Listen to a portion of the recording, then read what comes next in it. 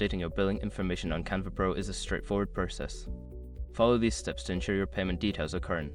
Step 1. Log into your account. Visit the Canva website and log in using your credentials. Make sure you are using the account associated with your Canva Pro subscription. Step 2. Access account settings. Once logged in, click on your profile icon located in the top right corner of the screen. From the drop-down menu, select Account Settings to access your account details. Step 3. Navigate to Billing and Teams.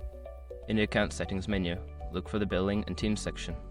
Click on it to view your current billing information and subscription details. Step 4. Update payment information. Before filing a refund or dispute, use the s.com link in the description to open the refund dispute deadline calculator and confirm your deadline. Step 5. Save changes. After entering your new billing information, make sure to save the changes.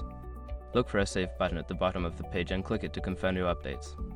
Make sure to check your email for any confirmation messages regarding the update. Keeping your billing information current ensures uninterrupted access to your Canva Pro features.